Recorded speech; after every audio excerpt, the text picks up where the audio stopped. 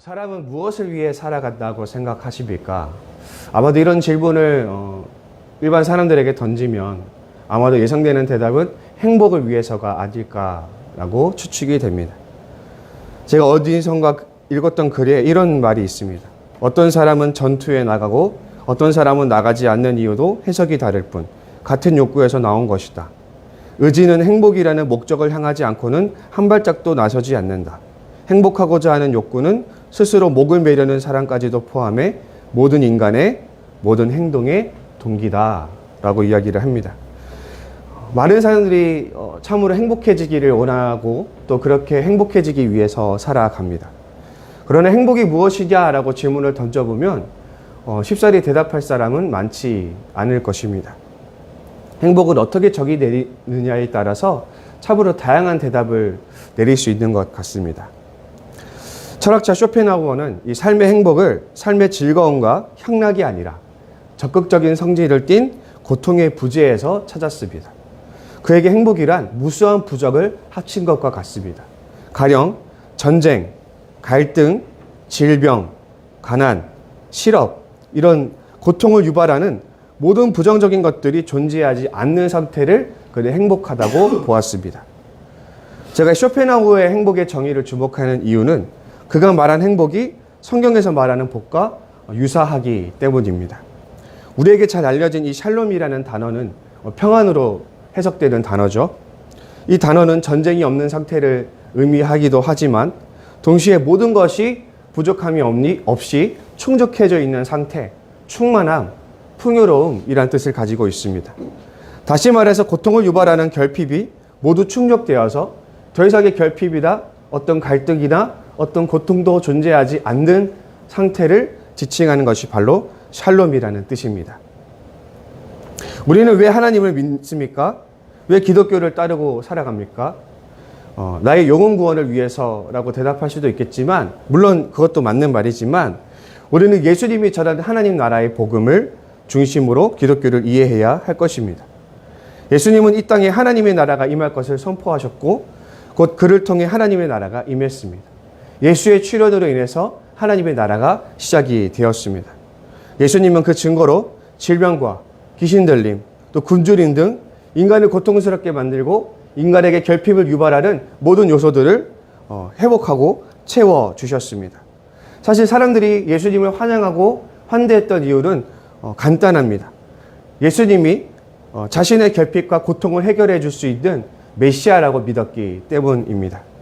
우리가 신앙을 가지는 이유는 바로 그 메시아로 통해 상징되는 하나님 나라, 그 하나님 나라의 백성이 되고 그 하나님 나라를 누리기 위해서입니다. 그리고 하나님 나라 아래서 우리는 우리의 결핍이 제거되고 우리의 고통이 중화되고 또 우리가 충만해지는 것을 경험합니다. 그래서 바울은 하나님 나라는 성령 안에서 누리는 의와 평강과 희락이라고 하였습니다. 여기서 평강이라는 번역된 단어가 바로 샬롬이라는 단어인 것입니다. 우리가 하나님을 믿는 이유, 하나님 나라의 백성이 되려는 이유, 하나님 나라를 누리는 이유는 우리가 행복해지기 위해서입니다. 이것이 우리가 하나님과 예수 그리스도를 주목해야 하는 이유입니다. 어떤 무신론자가 인터넷에 쓴 글을 본 적이 있습니다. 기독교를 비방하는 글이었는데 여호와라는 신은 저기 중독의 이방 잡신에 불과한데 왜 한국 사람이 그토록 그에게 열광하는가 라고 글을 쓴 적을 본 적이 있었습니다. 무신론자들의 입장에서 보면 그럴듯하게 보입니다. 그들에게는 성경의 모든 사건들이 그저 유대인들의 민족 신앙에 불과할 것입니다. 2000년 후에 그것도 팔레스타인과 동떨어진 이 동아시아에 살아가는 한국인들, 현대 한국인들에게 성서와 그것이 증언하는 하나님의 의미를 가지는 이유가 무엇일까? 그것은 성서가 그저 유대 민족의 행복이나 번영을 말하지 않고 온 인류에 대한 행복에 대해서 말하고 있기 때문입니다. 오늘부터 우리는 마태복음을 함께 다루어 봅니다. 마태복음의 시작은 이렇게 시작합니다. 아브라함과 다윗의 자손 예수 그리스도의 계보라. 헬라어 원문은 예수 그리스도를 문장의 제일 앞에 위치시키고 있으며 그 뒤를 따라 다윗의 후손, 아브라함의 후손이라는 수식어가 등장합니다. 예수 그리스도는 분명히 아브라함과 다윗의 후손이지만 마태복음 저자는 그 후손을 가장 앞에, 예수 그리스도를 가장 앞에 배치시킴으로써 예수 그리스도를 집중하고자 하는 것입니다. 아브라함과 다윗은 이스라엘을 대표하는 중심적인 인물입니다. 동시에 이 두 사람은 하나님의 언약을 상징하는 인물들이기도 합니다. 하나님은 아브라함에게 찾아와서 그를 통해 온 민족이 복을 받게 하겠다고 약속하셨습니다. 선지자 나단은 다윗의 왕조가 영원할 것이라는 하나님의 약속을 다윗에게 주었습니다. 특히 다윗의 자손이라는 칭호는 종말의 때에 도래할 메시아를 가리키는 칭호로 이해되었습니다. 예수에게 그리스도라는 칭호가 쓰였다는 점을 우리가 고려해 보건대 바로 이 예수야말로 하나님이 약속한 메시아임을 저자는 분명히 밝히고 있습니다. 하나님이 아브라함을 통해 약속하셨던 약속, 또 다윗을 통해 하셨던 약속은 이제 예수 그리스도라는 구체적인 인물을 통해서 실현되게 되는 것입니다. 그런데 대체 이 예수라는 사람이 우리와 무슨 상관입니까? 라고 물을 수 있는데 그것은 우리가 하나님이 아브라함에게 하셨던 약속, 다윗에게 하셨던 약속을 생각해 보면 알 수 있습니다. 결과적으로 말씀드리자면 하나님의 약속은 아브라함이라는 한 혈통을 위한 약속이 아니라 온 인류를 위한 약속이었습니다. 하나님이 아브라함을 축복한 것은 단순히 그의 혈통을 축복하려고 하는, 복되게 하려는 일개 민족신의 약속이 아니었다라는 것이죠. 하나님은 아브라함을 통해서 이 땅의 모든 민족이 복받기를 원했다라는 것입니다. 그렇다면 도대체 그 복은 어떻게 실현이 되는가? 그것이 바로 다윗 언약으로 상징되는 메시아 사상에서 구체화됩니다. 이 메시아는 일개 유대 국가의 왕을 의미하지 않습니다. 이 메시아는 이 세상을 창조한 신에게 모든 권한과 능력을 위임받음으로써 유대라는 공동체를 넘어 이 세상 온 인류를 통치하는 유일한 왕으로 기대되고 있습니다. 이 왕은 공명정대한 성품으로 정의롭게 이 세상을 통치할 것이고 이 왕의 통치자로 인해서 세상 사람들은 마침내 평화와 안식을 얻게 될 것입니다. 이 왕이야말로 신이 태초에 의도했던 에덴과 같은 하나님 나라를 온전히 실현할 왕이 될 것입니다. 사실 유대인들이 꿈꾸는 메시아라는 존재는 인간의 모든 이상이 투영된 존재라고 할 수 있습니다. 신과 같은 완벽한 존재, 신의 어떤 전능함과 능력과 권력을 부여받은 완벽한 존재가 통치하는 더없이 완벽하고 이상적인 세상, 신적 정의와 사랑이 실현되어서 모든 이들이 더불어 화평하고 만족하며 부족함이 없는 세상, 아마도 이런 세상을 많은 사람들이 꿈꿔왔을 것입니다. 유대인들이 꿈꿨던 세상은 사실 모든 인간이 발에 맞지 않는 그런 유토피아와 같은 이상향이라는 것이죠. 하나님이 아브라함을 통해서 설계했던 어떤 목표들은 그저 아브라함의 후손만을 위한 것이 아니었다라는 것입니다. 아브라함은 계기에 불과합니다. 하나님의 목적은 더 먼 곳에 있는 온 인류를 향해 있다라는 것이죠. 하나님의 목적은 바로 나 자신에게 있다라는 것입니다. 예수님은 2000년 전 유대인들뿐만 아니라 바로 오늘을 살아가는 우리에게 인간이 바랄 수 있는 가장 완벽한 그 하나님의 나라를 선물로 주시기 위해서 오셨습니다. 우리가 예수에게 주목하는 이유는 바로 그에게 우리의 행복이 달려있기 때문입니다. 역사가 이를 증언하고 있습니다. 우리는 예수님의 가르침이 어떻게 이방인들에게 번져나갔는지를 잘 알고 있습니다. 2000년 전에는 수많은 종교와 수많은 가르침들이 정말로 많이 산재하고 있었습니다. 그 가운데 예수님의 가르침은 초기에는 유대의 종파 가운데 유대의 종파 중에 하나에 속해서 그저 나사렛 이단이라는 이름으로 아주 자그마하게 존재하고 있었습니다.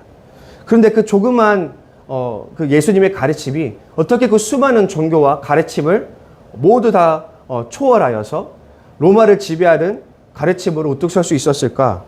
어떻게 그 수많은 사람들이 예수님의 가르침에 매료되고 예수님의 가르침에 반응하였을까? 우리가 역사를 살펴보면 예수의 가르침은 민족과 인종과 문화를 뛰어넘어 모든 이들을 설득했습니다. 빈자뿐만 아니라 부한 자들, 높은 자들과 낮은 자들 모두가 그 말씀에 매료되었습니다.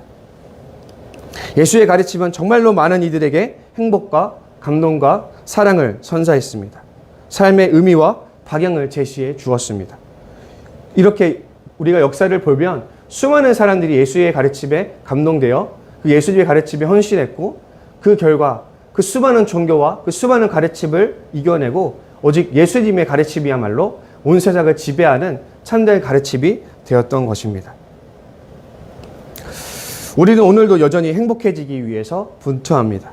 많은 사람들이 질문합니다. 삶의 의미가 무엇인지, 무엇을 위해 살아야 하고 어떻게 살아야 하는지, 어떤 삶이 가치 있고 좋은 삶인지, 어떻게 해야 행복해질 수 있는지 질문합니다. 또 이런 질문도 하죠.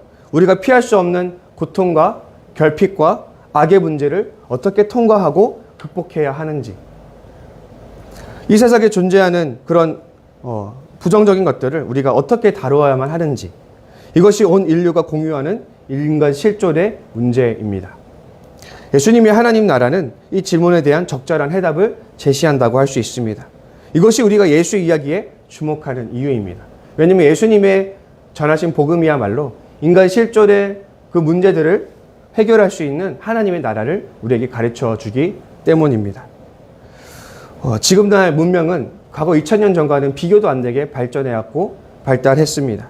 그러나 인간은 여전히 행복이 무엇인지, 삶의 의미가 무엇인지, 고통을 극복하는 방법이 무엇인지 여전히 똑같은 질문을 2000년 전부터 지속적으로 하고 있습니다. 저는 예수님의 복음 안에서 그 해답을 찾을 수 있다고 믿습니다. 개인적으로 저는 또 소망하기로는 우리 지저스처치 성도 여러분도 이 질문에 대한 답이 될 수 있기를 바랍니다. 우리의 삶이 복음에 근거한 삶이 되어서 예수야말로 이 질문에 대한 최선의 대답이라는 것을 몸으로 살아낼 수 있는, 삶으로 보여줄 수 있는 저와 여러분이 될 수 있기를 바랍니다. 그래서 예수님이야말로 인류에게 가장 복된 소식이라는 사실을 전하는 복된 인생들이 되시기를 바랍니다. 우리 시간 함께 기도했으면 좋겠습니다. 우리 먼저 기도하실 때는 26년 지저처치의 사역들을 위해서 기도해 주시고, 또 우리 지체들 가운데 아픈 지체들이 있습니다. 우리 수술을 마치신 후에 회복 중인 손정희 장로님, 또 계속 치료 중인 김대경 성도님, 안간선 장로님, 박만호 성도님, 또 우리 정우란 전도사님, 또 그 외에도 아픈 지체들 위해서 기도해 주시고, 또 각자가 가지고 나오신 기도 제목 가지고 기도하실 텐데 우리 주기도문으로 신앙 고백하시고 기도의 자리로 나아가겠습니다. 하늘에 계신 우리 아버지, 아버지의 이름을 거룩하게 하시며 아버지의 나라가 오게 하시며 아버지의 뜻이 하늘에서와 같이 땅에서도 이루어지게 하소서. 오늘 우리에게 일용할 양식을 주시고 우리가 우리에게 잘못한 사람을 용서하여 준 것 같이 우리 죄를 용서하여 주시고 우리를 시험에 빠지지 않게 하시고 악에서 구하소서. 나라와 권능과 영광이 영원히 아버지의 것입니다. 아멘.